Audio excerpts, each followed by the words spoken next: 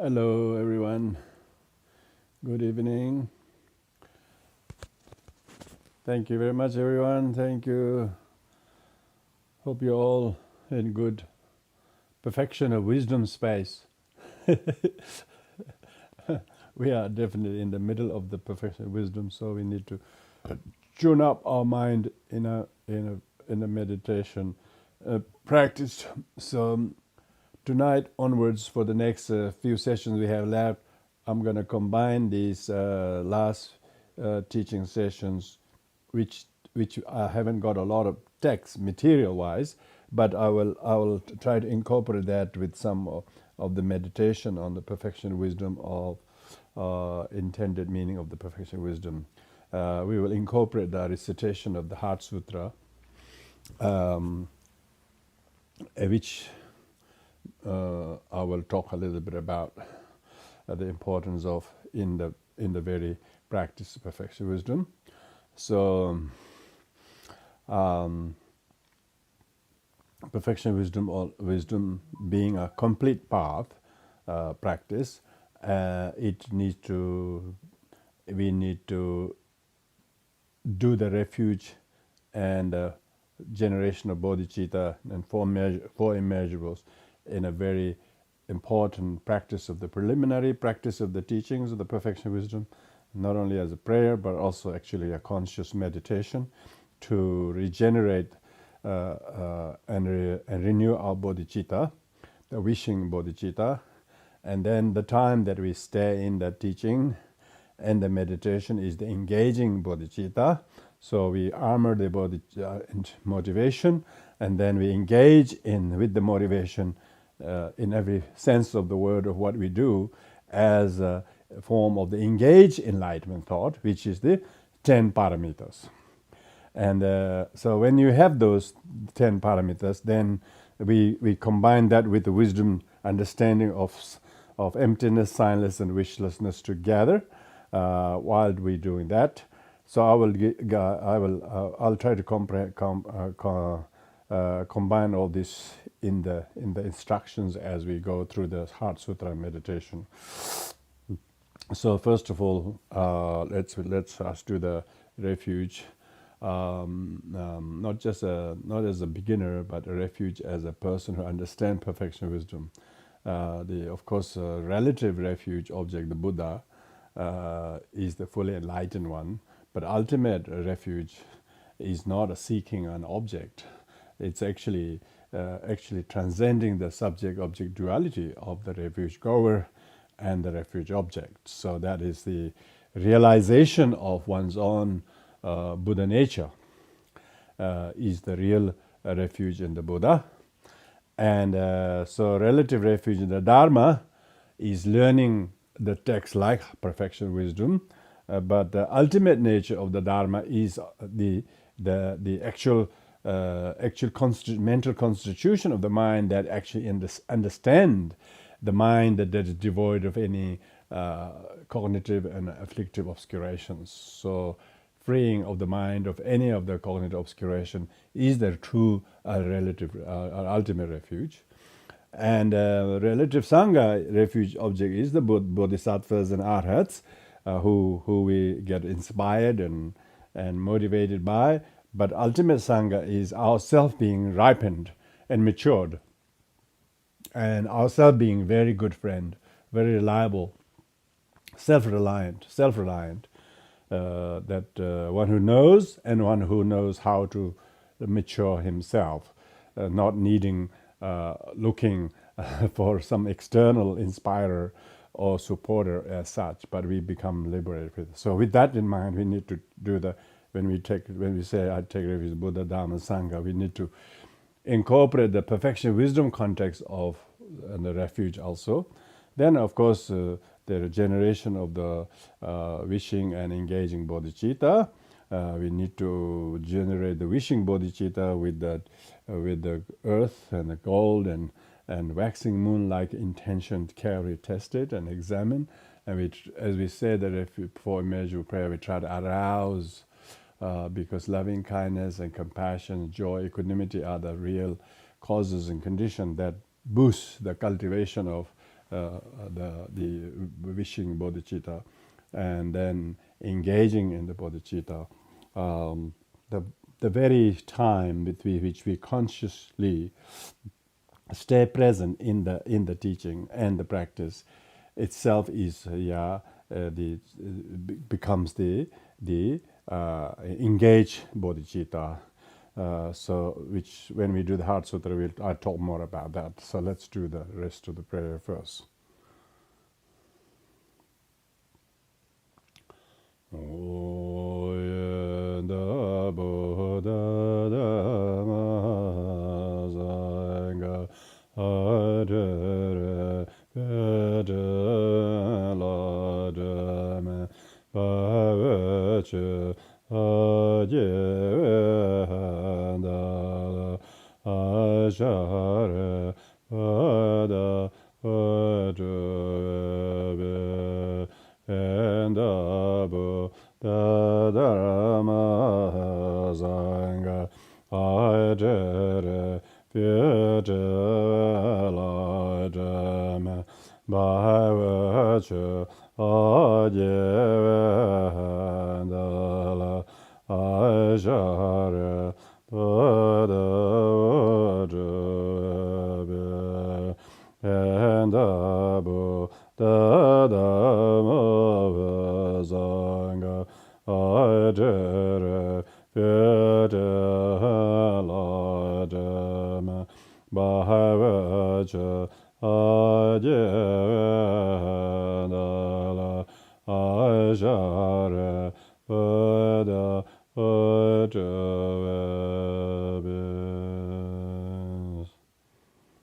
So when we do the four immeasurables, the wording actually says, "May all beings have happiness, a cause of happiness," and we'll chant that with the four tools. I will make sure. I'm determined to make all beings have happiness and cause of happiness. So that's the saying that for immeasurables, immeasurable loving kindness with a sense of determination, tool of determination. Second is making a promise, make a pledge. Our pledge to make all beings have happiness and cause of happiness. So that's determination, follow a pledge.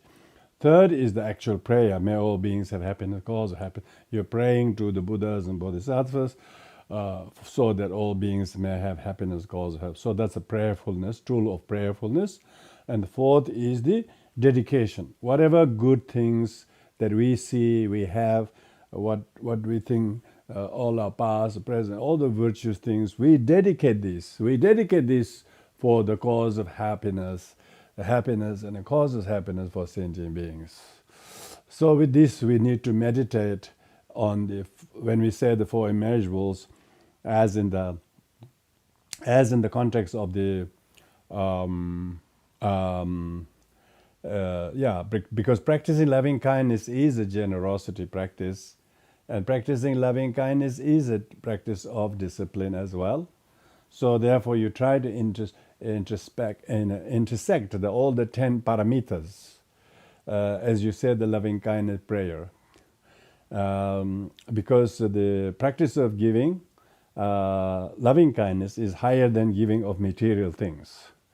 So therefore, loving kind, saying may all beings have happiness, cause of happiness, with the four tools, and plus try to intersect the qualities of generosity, that how much you're giving your words and your prayer and your heartfeltness when we say this, and so there isn't slightest kind of miserliness or not wanting to do that or whatever reasons, but you're really pushing it to practice the loving kindness as a very strong sense of generosity and giving someone love.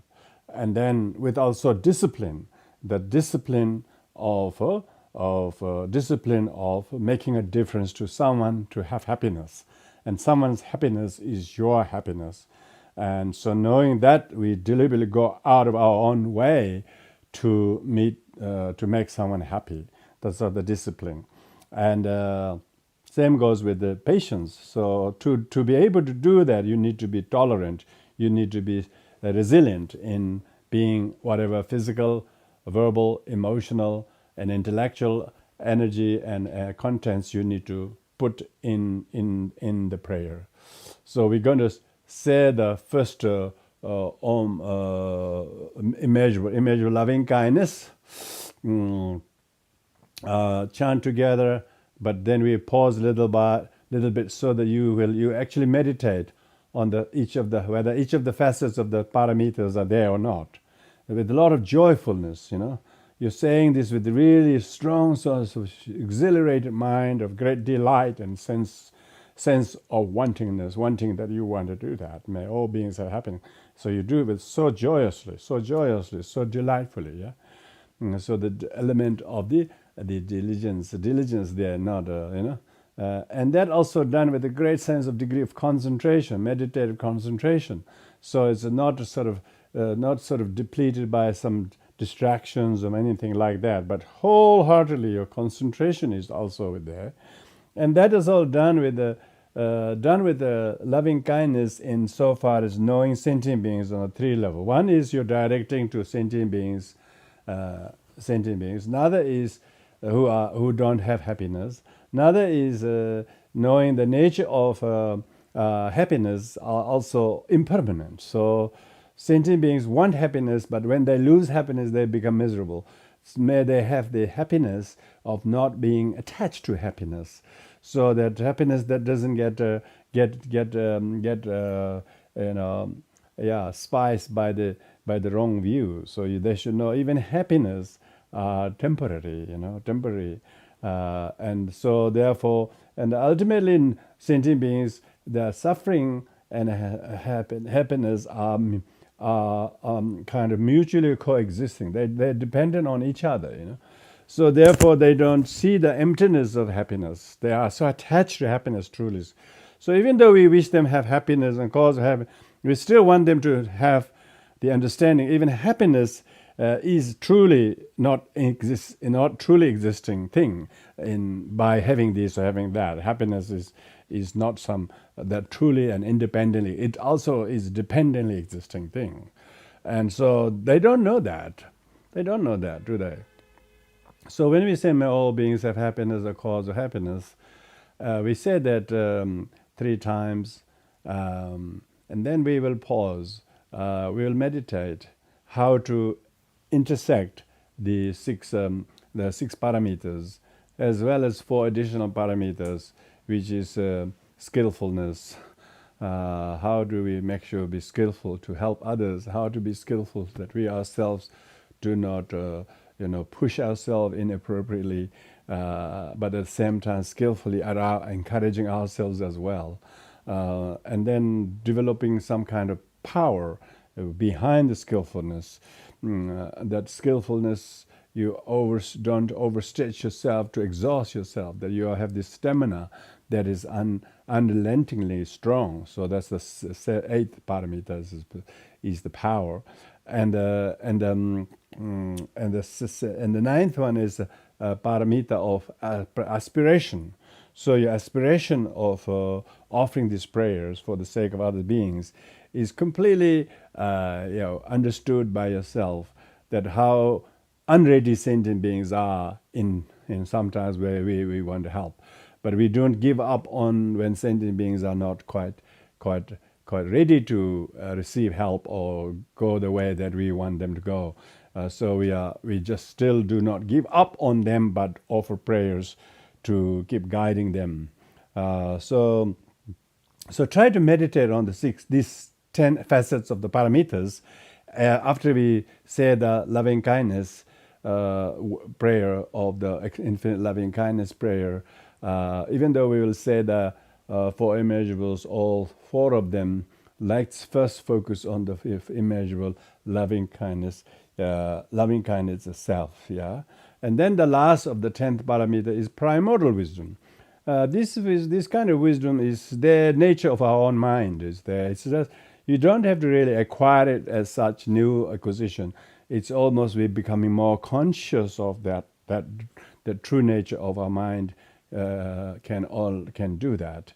So, but sentient beings on their level, they need loving kindness, but they need to really get the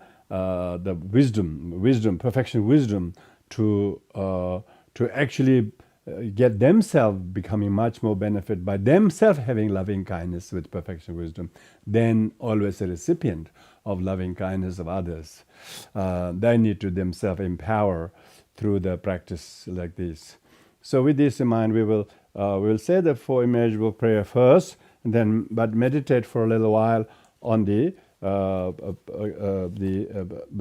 immeasurable loving kindness in the context of the 10 paramitas.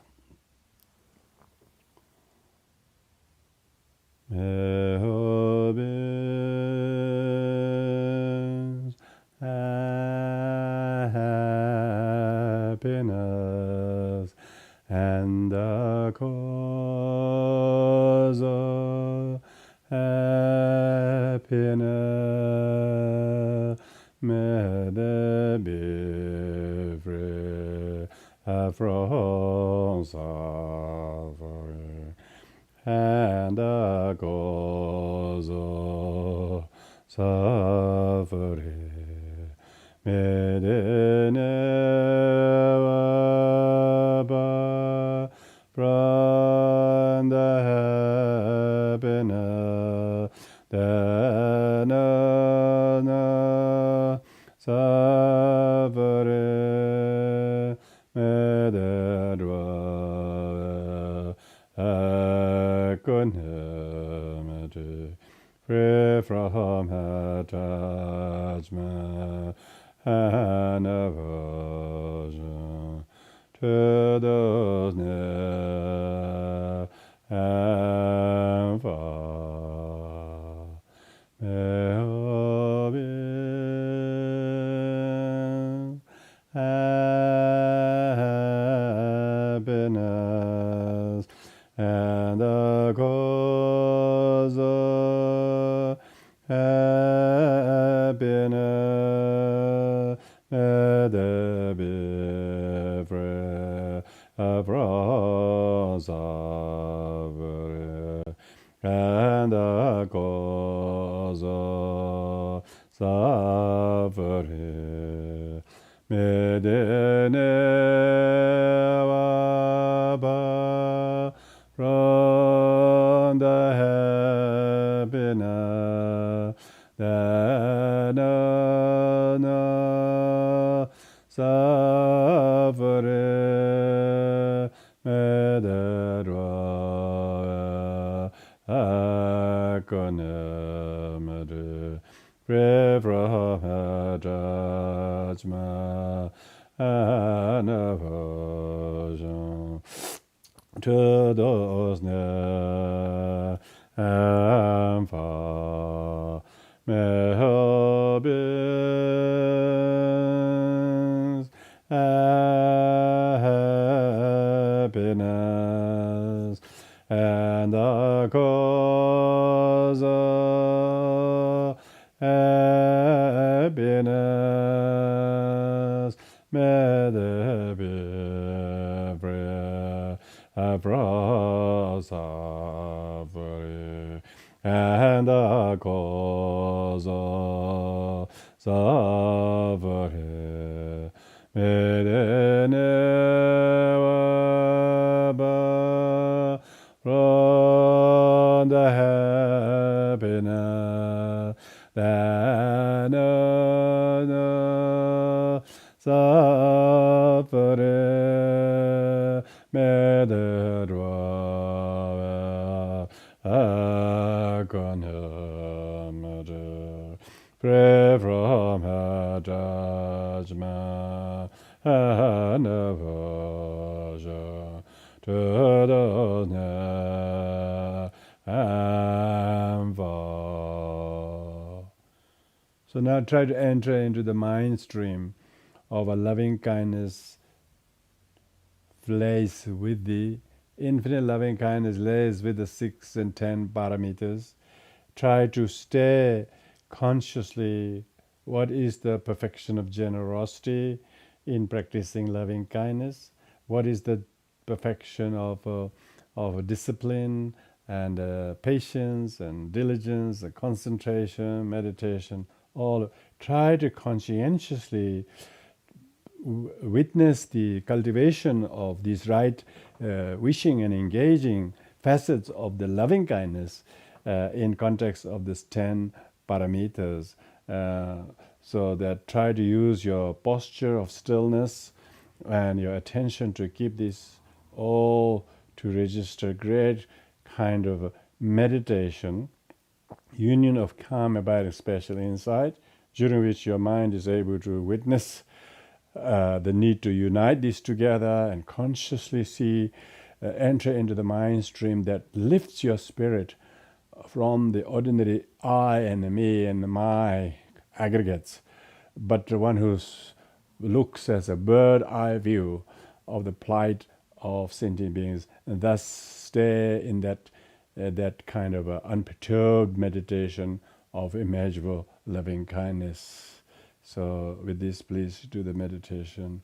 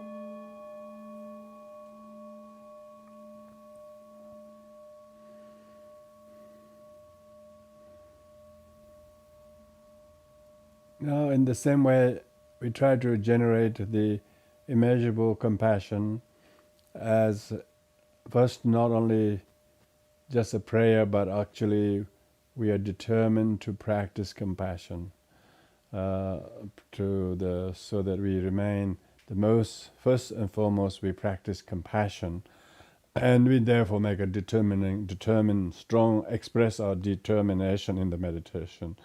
And even this session, we are here to cultivate the compassion. I want to be compassionate, verbally, physically, mentally, intellectually. So you should express the sense of determination. Secondly, make a pledge. I will make a commitment to practice compassion. So everything what we say, I will do this, I won't do this, whether it's pratimoksha or bodhisattva or vajrayana, all of this, even your sadhana, is because so that your practice of sadhana is to promise to keep the sadhana every day is because you want to be compassionate. So the promise and pledge, any pledge that you're holding, you're living by those with a great sense of confidence and pride. You are trying to dedicate this to have that kind of commitment to pledge to practice compassion, and same goes with the prayer. May all beings be free from suffering and cause of suffering. Yeah, people always ask us to pray for someone, someone dying or someone going through difficulties. Please, they're going through operation or they're going through a surgery. Could you please pray? And when we also put in our thoughts really strong, just as someone asks you to do something with really, yes, I will, and actually take a liberty to do that with sense of practicing actually compassionately as a prayer, and then dedicate everything you have, what you have, or what you do well. All of this also, not just feel I am glad I did this, but I'll dedicate that so that we sentient beings are compassionate to each other. With these four tools of infinite compassion, we then try to bring in the generous concept or generosity aspect of the compassion in the practice, where we're generous in our words or when we speak to somebody. We are not only compassionate, but our generosity is just about willing to be generous to allay their suffering. So whatever they have suffering, you're just willing to remove that at all costs. That kind of generosity that outreaches to remedy their sorrow, because the sorrow is not wished by anyone, but yet they have whatever the causes are. You deliberately practice generosity. Here in generosity, more of the attitudes than materially giving something. Sometimes just your thought, your ideas, your time, your willingness to stay on and stick on and hold and help them, saying, I will, yes, I will, yes, I will. Instead of saying, no, I can't do this, I had too much, all that sort of thing. Always out of compassion, one is actually finding the discipline, the discipline to practice compassion. It will comfort someone. It will relieve some of their stress. With that in mind, and then we try to see the generosity aspect. Even that we do with great commitment, discipline. The second paramita, we try to develop discipline in our own mind, whether we are being slack or whether we are looking for excuses, or what, we are trying our best to uplift and to lift our spirit, and so that we are a little bit really, really punctual and disciplined and appropriate. And that also, when we do that, whatever difficulties, we show resilience. We are patient, patient to remove some sufferings, remove the suffering of others, patient not to get profit for oneself, that's not a profit, that's not a patient, that's just greed. So patient to be compassionate to others, and diligent to be compassionate to others. Yeah, it's quite a different thing. Diligent to be compassionate to others. Diligent so that we can have some things for our benefit. Not diligent to be compassionate to others so that we have, if necessary, we have to take some blames and draw some and accept some degree of insult or whatever it is. Yeah, that's so that your diligent makes you to compassionately tolerate the difficulties. Out of compassion, you're tolerant somebody. And because if you are tolerant, then it will it will relieve their sufferings, and that is exactly what we pray. May all beings be free from suffering, cause of suffering. We don't have to pray, you got to do it. Call it two different things. And that to do that, we need to forbear the hardships that we have to wear on. So that's the kind of a patience. And do it really delightfully, do it joyously, without any ums and arms and show of weariness, and then show resentment later. It's not like that. And then so devoid of any of the antithesis of weariness, of patience, and then with that also with great concentration. It's really needing to pay attention with great sense of mindfulness, one-pointed concentration.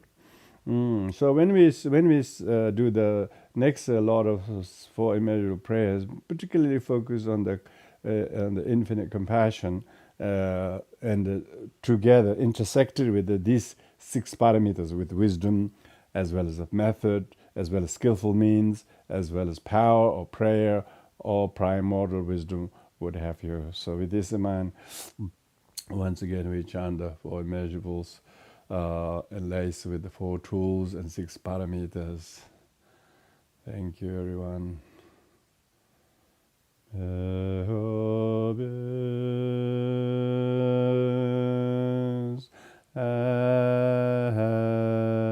Happiness and the cause of happiness, may they be free from suffering, and the cause of suffering, may they never part from the happiness that no suffering, may they dwell equanimity, free from her judgment and aversion to those near and far. May her beings happiness and the cause of happiness, may they be free from suffering, and the cause of suffering, may they never part from the happiness that no suffering, may they dwell equanimity, free from her judgment and aversion to those near and far. May her beings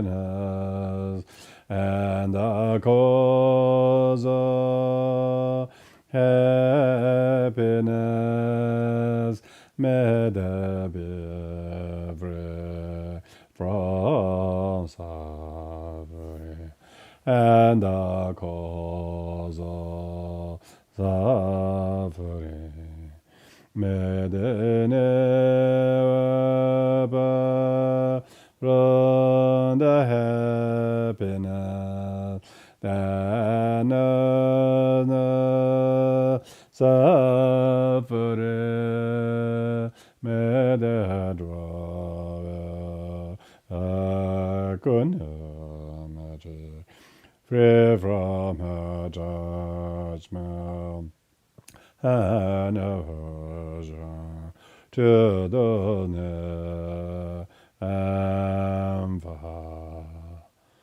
So in this, now we try to enter into the stream of consciousness of infinite compassion, particularly not just this compassion directed to the suffering of sentient beings, but compassion directed to the nature of sufferings of sentient beings, which are impermanent.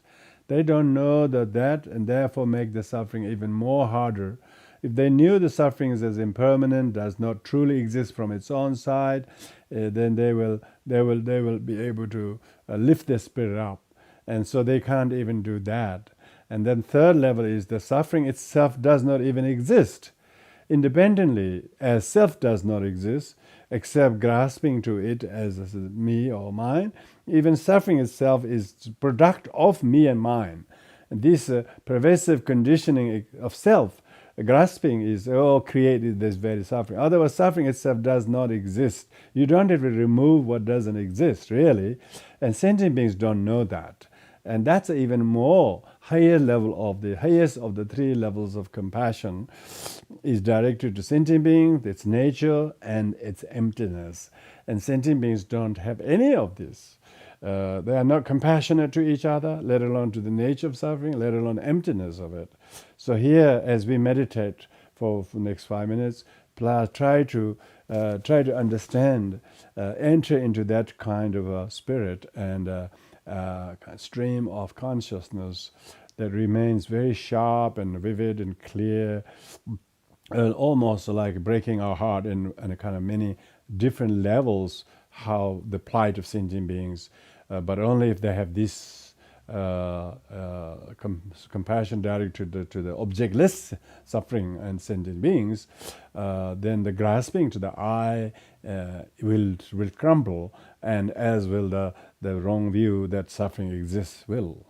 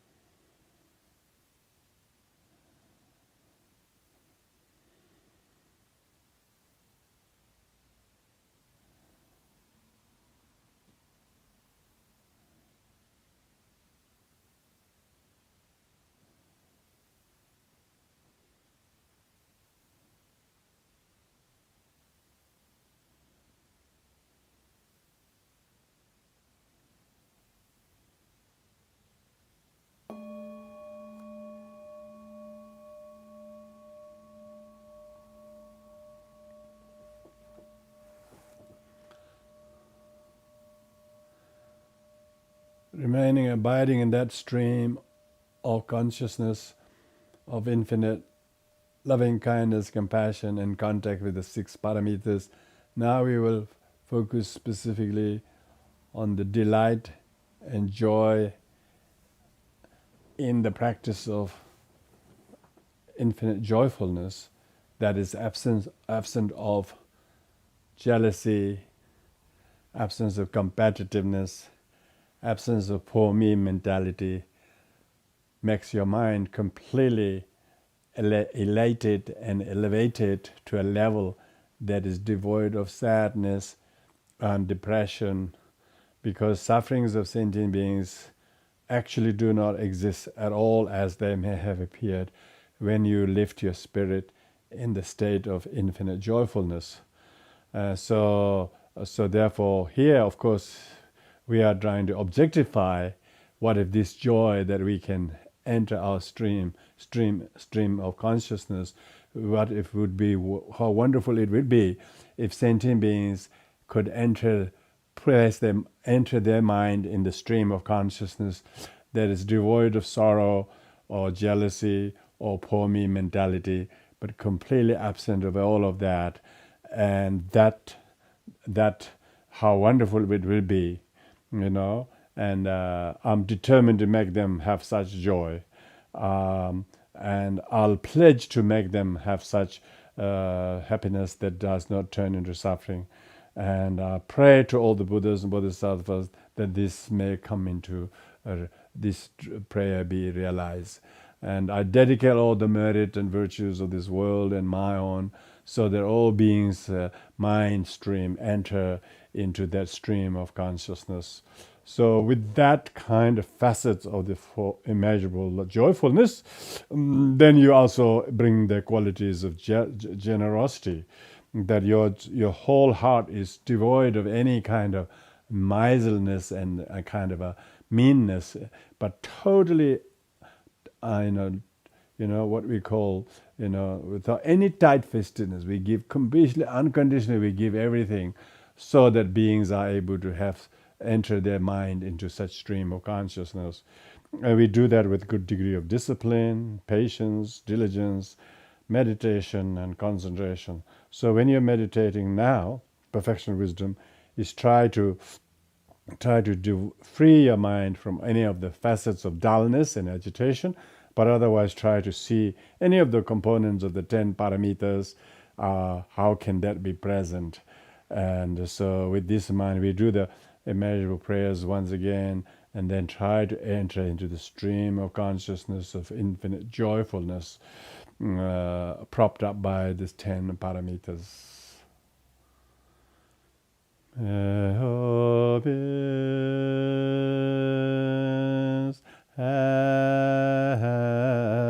Happiness and the cause of happiness, may they be free from suffering, and the cause of suffering, may they never part from the happiness that knows no suffering, may they dwell equanimity, free from her judgment and aversion to those near and far.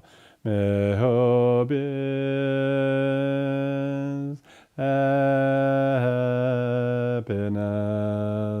and the cause of happiness, may they be free from suffering, and the cause of suffering, may they never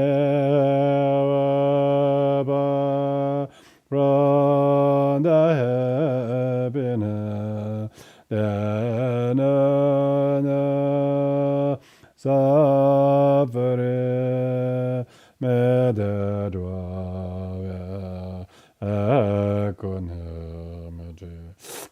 free from her judgment and aversion to those near and far. May her beings happiness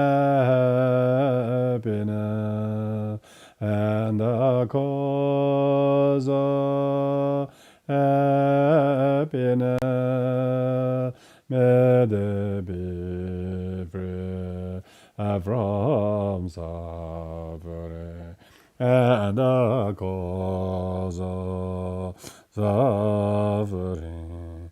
May they never burn from the happiness that no suffering. May they dwell equanimity, free from her judgment and aversion to those near and far.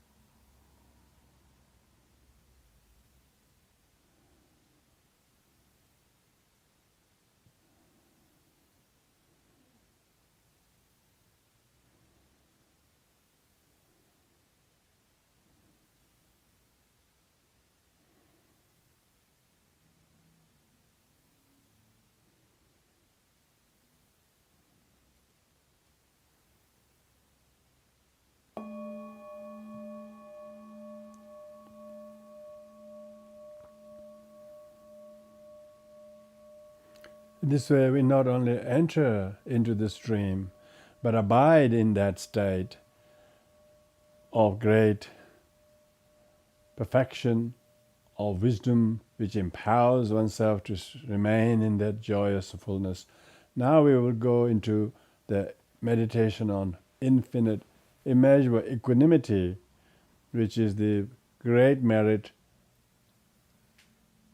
But sentient beings aren't able to enter into the stream of equanimity. They're always attached to some, have aversion to just as many. They get completely caught up into this attachment to some, aversion to one thing, and they're just toing and froing from the one extreme to another, never could remain with indifference, seeing the futility of attachment to some, futility of aversion to another. And so therefore we say we as a practitioner of perfection wisdom can enter and abide in that state of equanimity, but alas, sentient beings are drowned in their inability not to do that and fall and getting drowned in attachment to something, and they're so difficult, not even realizing they're attached to it. They are so jeopardized, they're all kind of compromised by the attachment to something, but they have no way of knowing this poor thing. And others are exactly opposite. They're so angry over a small thing. They're so furious, so negative about something. They are just so compromised by their own ill will and anger, and they don't know how to even make up mind to get out of it. They're so engrossed in their enmity and ill will and resentment. So one can see what is equanimity, but alas, sentient beings are not. They're so caught up in this one side to another, and so much attachment to some and aversion to another. So now one makes up these four tools, the tools of determination to make sentient beings to develop equanimity. Because Buddha's enlightenment taught the whole practice of equanimity, and increasing number of arhats and bodhisattvas and practitioners are developing that. But without his determination, there wouldn't be this practice of equanimity. So we too are determined, may all beings have equanimity towards one and towards against another, and so not get attached to either with the one, whatever way, but instead being able to see the futility of that. May all beings be able to, I'm determined to do that, I pledge to do that, I pray to do that, I dedicate all the merit there is that, even whatever advice we give to people, whatever time and energy we give out of generosity, whatever discipline we have to observe, whatever, long hours or tedious works we have to do, we will resiliently, patiently forbear them with joyfulness and delightfulness, with a very mindful concentration and wisdom discerning emptiness, with great skillfulness as well as prayerful and power and resilience, and with this kind of understanding. Because in the end, all this, neither the attached to all the objects of attachment truly exist attached to at all. They don't really even exist. Everything is subjective. Nothing is really objective there. Even 1% is not there. Its majority is completely subjectively created. Even the mind that really looks at that subject, it is not to be found in any form or color or shape, let alone gender or anything like that. Mind has no gender, mind has no ethnicity, and let alone getting attached to one ethnicity, to aversion another. It's because they are not able to detach from their ethnicity, from their culture, things like this. Therefore, they are warring at each other. Alas, what a pity. So with this mind, try to generate the bodhicitta motivation to invoke and evoke the altruistic, engaged bodhicitta in the 10 perfections, and then stay in the meditative equanimity of infinite compassion towards all beings without any bias against or bias towards other sentient beings.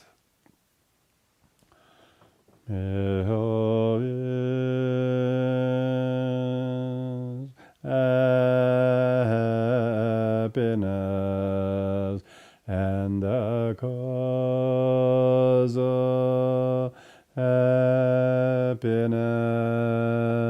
me de bivre from savre and the cause of suffering. Me de never from the happiness that no suffering me de dwell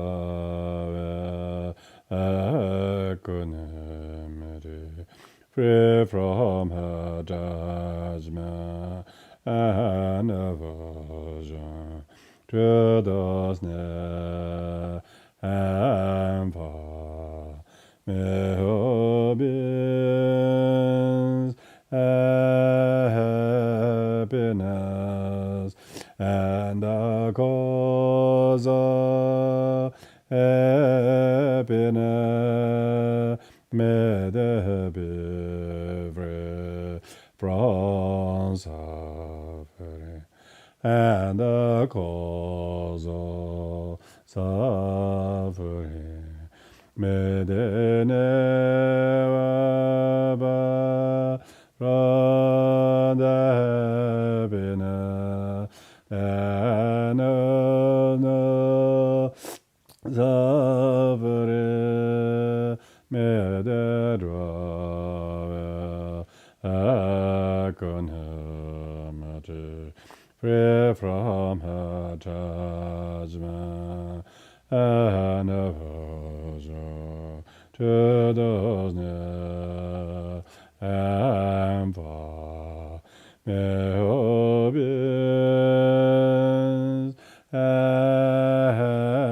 happiness and the cause of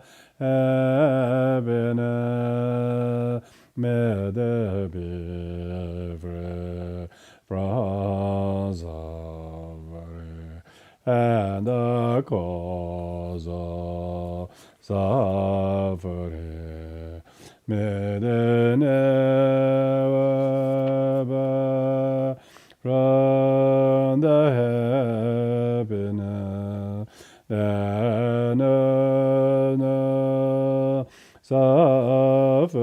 suffering may they dwell equanimity, free from her judgment and aversion to the near and far.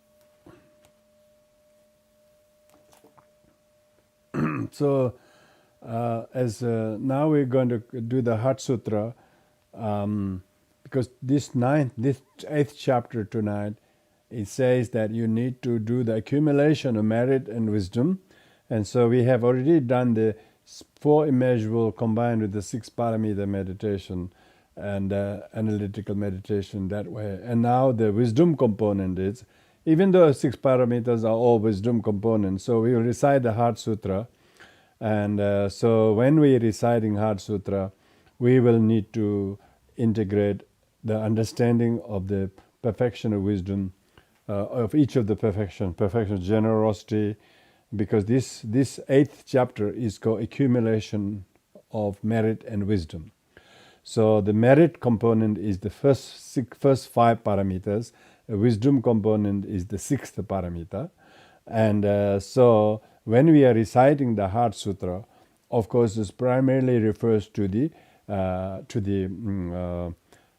five levels of path of accumulation, path of preparation, and then path of seeing, and path of meditation, path of normal learning. So in that case, the first two paths, path of accumulation and path of preparation, are more like merit. The rest of the three paths are all wisdom. So in this case, therefore, reading of the Heart Sutra, we're going to do. So I will screen share you the Heart Sutra if you don't have a copy of that. We'll deeply meditate on whatever understanding of emptiness we have of the perfection of wisdom, six paramitas, understanding that everything is not really what it appears. It doesn't even exist, let alone what appears it exists. But the sentient beings aren't able to see this, but they are grasping to them as truly existing without knowing they themselves have been designating, they themselves have been imputing them. And if they withdraw the imputation, the object is nameless. The nameless object doesn't exist. The objects have been objectified by labeling, whether it's form or feelings or perception or volition. So the Heart Sutra is very, very expressive of that. So, okay, we can do the screen sharing of Heart Sutra now.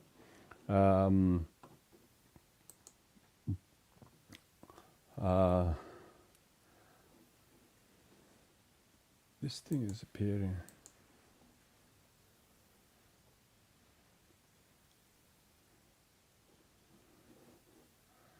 I need to remove that thing from my.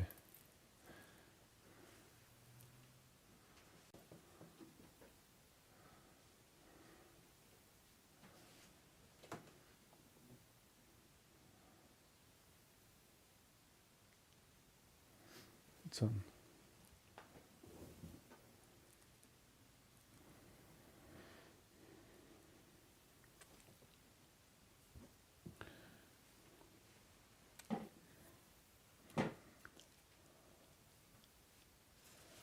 So we will read the Heart Sutra, everybody. First part is just the prologue, so let's read together. To the perfection of wisdom, the Blessed Mother, I pay homage. Thus I have heard at one time, the Blessed One Bhagavan was dwelling in Rajgiriya on Vulture's Peak, together with a great assembly of Sanghas and a great assembly of Bodhisattvas. At that time, the Blessed One was absorbed in Samadhi on the enumeration of the phenomena called profound illumination. Also at that time, the Bodhisattva, the Mahasattva, Superior Avalokiteshvara, was contemplating on the meaning of the profound perfection of wisdom, and he saw that the five aggregate also empty of inherent existence. Then, through the power of the Buddha, the Venerable Shariputra said to the Bodhisattva, Mahasattva, Superior Avalokiteshvara, how should a son or daughter of good lineage wish to practice profound perfection of wisdom? Thus he spoke, the Bodhisattva, the Mahasattva, Superior Avalokiteshvara, said to the this to the Venerable Shariputra. Shariputra, whatever son or daughter of good lineage wishes to practice profound perfection of wisdom should view in this way, that should correctly view these five aggregate also as empty of inherent existence. So that's the prologue. Now the main meditation, firstly, meditate on the four profundities. That is that all appearance are empty, so that we do not fall into what you call, because form is empty, we do not fall into eternalism. Emptiness of form, so empty, that is prevent us from falling into nihilism. So like that. So then meditating on that emptiness is not other than form manifested to those who are grasping to not seeing emptiness but form as real. But otherwise, form itself is not other than emptiness. Likewise, this feeling, discrimination, which means perception, composition factor means mental formations, and consciousness are empty. So let's read that paragraph together. Form is emptiness. Emptiness is form. Emptiness is not other than form. Form is not other than emptiness. In the same way, now a feeling is emptiness. Emptiness is a feeling. Emptiness is not other than feeling. Feeling is no other than emptiness. Likewise, discrimination is emptiness. Emptiness is discrimination. Emptiness is not other than discrimination. Discrimination is no other than emptiness. Likewise, composition factors is emptiness. Emptiness is composition factors. Emptiness is not other than composition factors. Composition factors are no other than emptiness. Likewise, consciousness is emptiness. Emptiness is consciousness. Consciousness, emptiness no other than consciousness. Consciousness no other than emptiness. Shariputra, in the same way, all phenomena are merely empty. They are without characteristic. They are not created. They do not cease. They have no impurity. They are not devoid of impurity. They do not decrease and increase. Those are the 8 profound realizations. And then next one, therefore, Shariputra, in emptiness there is no form, no feeling, no discrimination, no composite factor, no consciousness. Those are the those are the 6 sense, 5 for 6 sense, six what we call the 5 aggregates, and then corresponding to these 5 aggregates, there is no eye, no ear, no nose, no tongue, no body, no mind. Those are 6 sense organs. Then no form, no sound, no smell, no taste, no touch, no phenomena. Those are 6 sense objects. So that's freedom, liberation from the 5 aggregates and the 12 sense organ, sense object. There is no eye element and on so forth, no mind element up to no elemental mental consciousness. So that means there is no eye element, there's no ear element, there's no nose element, there's no ear sort of tongue element, no taste element, no touch element, no element of mental consciousness. So those are what we call the 18 constituents. Now the meditating on the emptiness of 12 interdependent origination, there is no ignorance. It says there's no ignorance. There should be also say, we can say there is no no mental formation. There's no consciousness. There's no name and form. There is no 6 sense organs. There's no contact. There's no feeling. There's no craving. There's no grasping. There's no becoming. There's no birth. There's no aging, and there is no exhaustion of. So it says there's no exhaustion of ignorance. There is no exhaustion of all the way up to birth and death. There's no aging and death, and no exhaustion of aging and death. In the same way, there is no suffering of the truth of suffering. There's no origin or truth of origin. There's no truth of cessation, no truth of path, and no exalted wisdom, no attainment, and no non-attainment. So those are the freedom from the four noble truths, and also freedom from the wisdom and the form. Therefore, Shariputra, because bodhisattvas have no attainment, they depend on and abide in the perfection wisdom. So meditating in the lack of inherent existence of everything, from suffering to the wisdom, is meditating in the state of perfection wisdom. Because their minds is without obstruction to grasp anything that truly exists, they are without fear. Having completely passed beyond all the error, they go to the completion nirvana. All Buddhas who abide in the three times, having relied upon the perfection wisdom, became manifestly perfect Buddhas in the state of unsurpassed, perfect, and complete enlightenment. Therefore, so now, how do you synthesize the practice of perfection wisdom? This is mantra.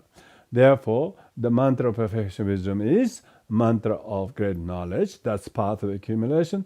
Mantra, the unsurpassed mantra. That's path of preparation. Mantra equal to the unequal. That is the path of seeing. Mantra that thoroughly pacifies suffering. That's the path of meditation. Because it's not false, this is the truth. That's the path of normal learning. That mantra of perfection wisdom is proclaim tadyatha om gate gate paragate parasangate bodhi swaha. Shariputra, Bodhisattva should train in the profound perfection wisdom in that way. Then the Blessed One arose from that samadhi. This doesn't mean Buddha actually arose. He acted as he sorrowed, because Buddha never arise from samadhi. He's always remain in that state.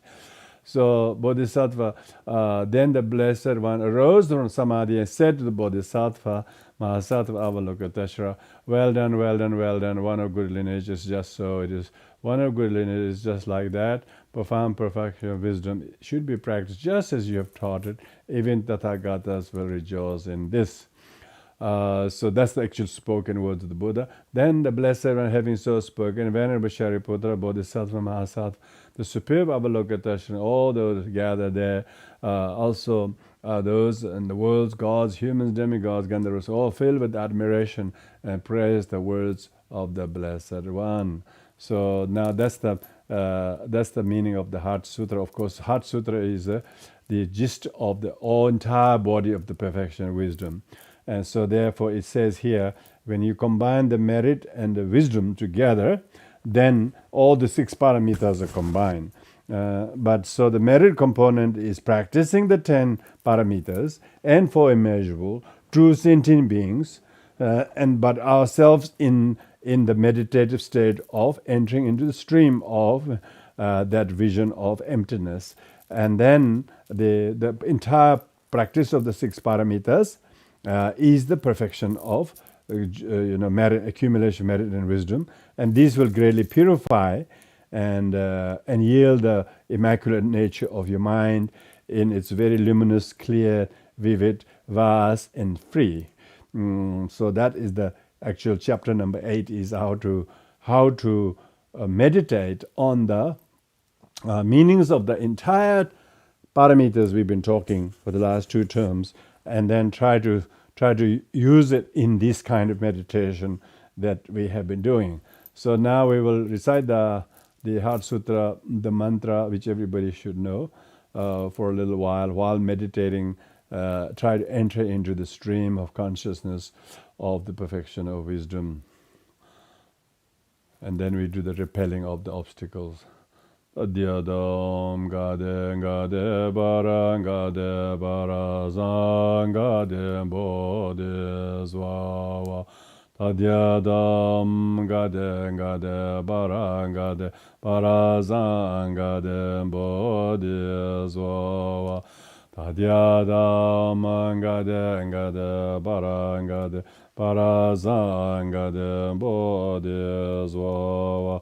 Tadyada gade bara zang gade bodhi swaha. Tadyada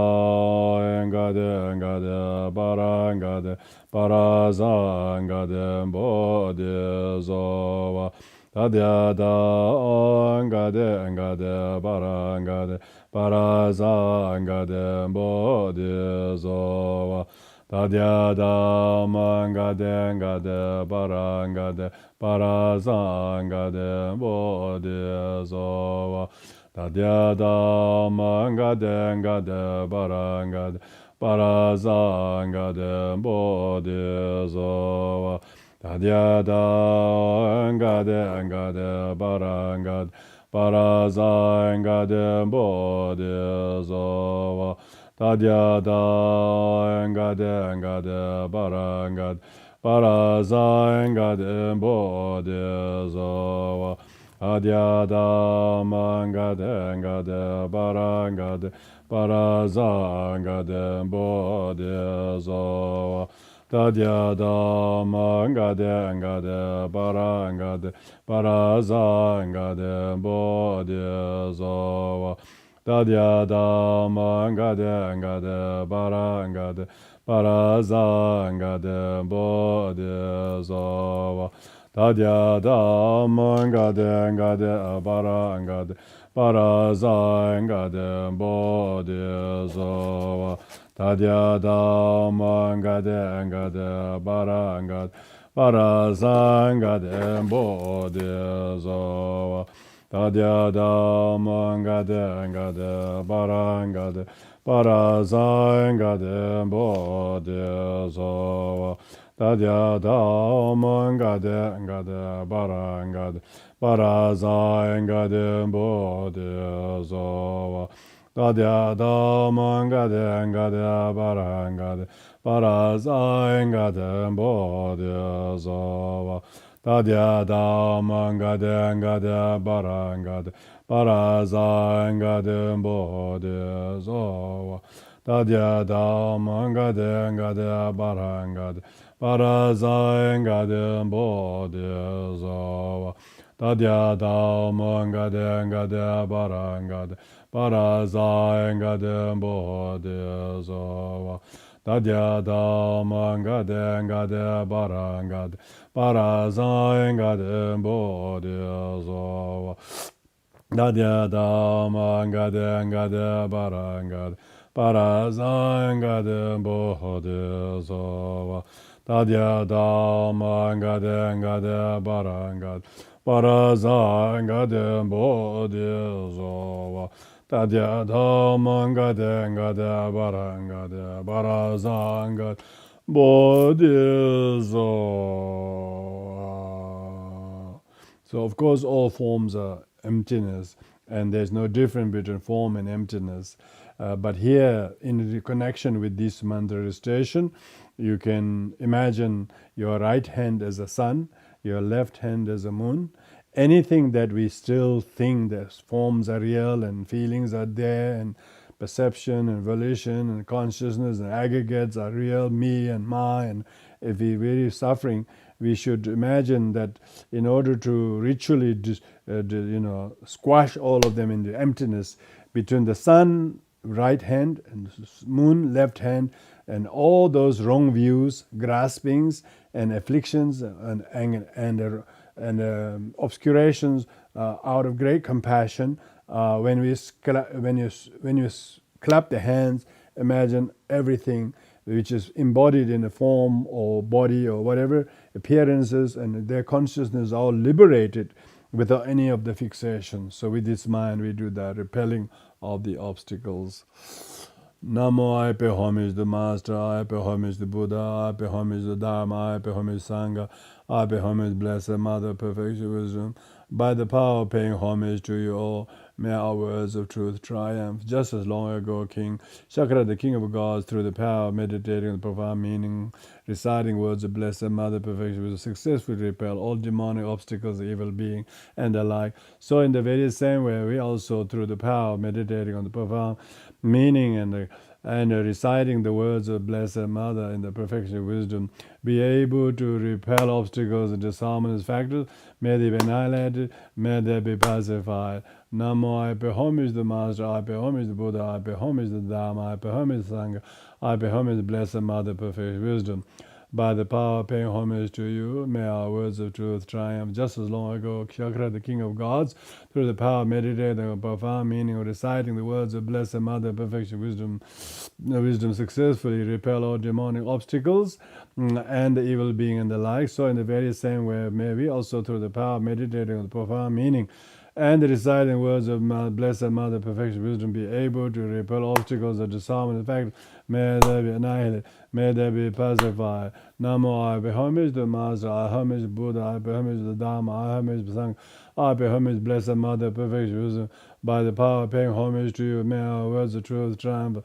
Just as long ago, Shakara, king of gods, through the power of meditating on the profound meaning and reciting the words of Blessed Mother Perfection Wisdom, successfully repel all demonic obstacles and evil being and the like. So in the very same way, may we also through the power of meditating on the profound meaning and reciting words of Blessed Mother Perfection Wisdom be able to repel obstacles, disarm the may they be annihilated, may they be pacified, may all outer and inner obstacles of our attaining complete enlightenment be totally repelled, pacified.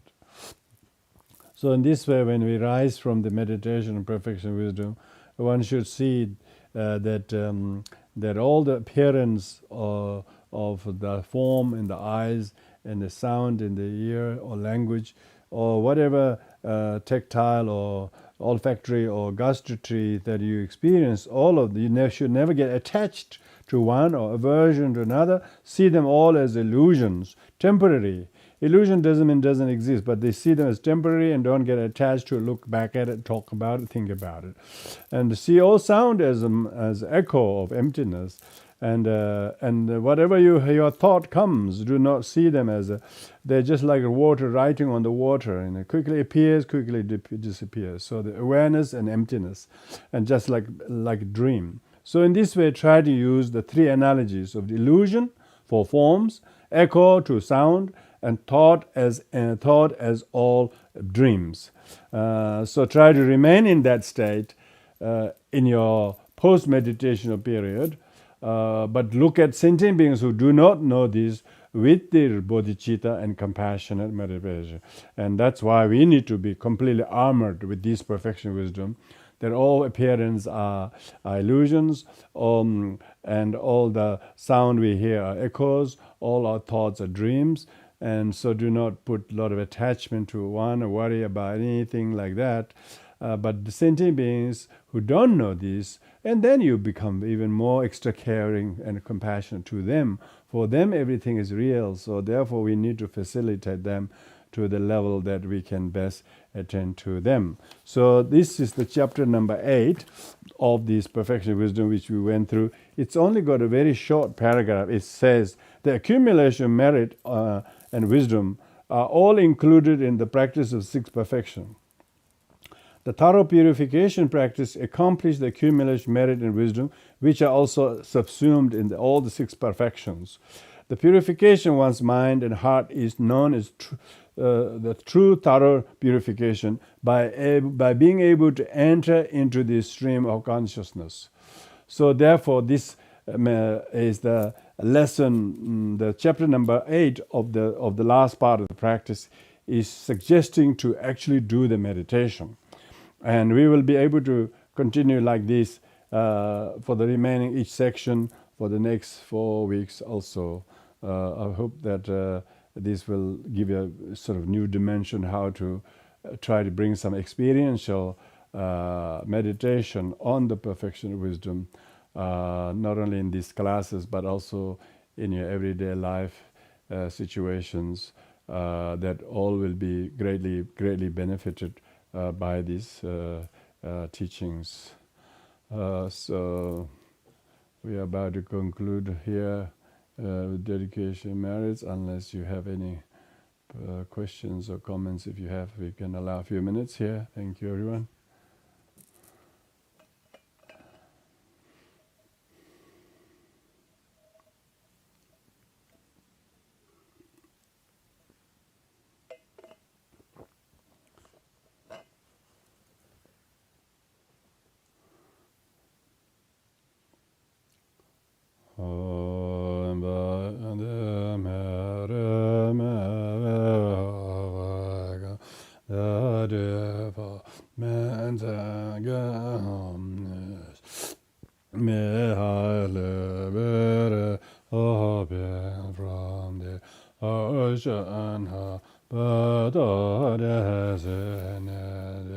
Erenda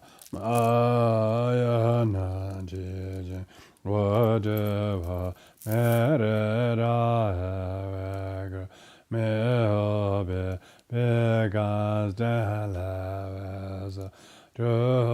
da Mahayana Jiji Courage Manju Jrinyode Ezama Drabadra Delawa Following all the example Aja de Dega de Mere Mede Selem Bodhi Jida Tebe Red Hanayaranza Red has been Bomehedengre Freely Vedadi Generation.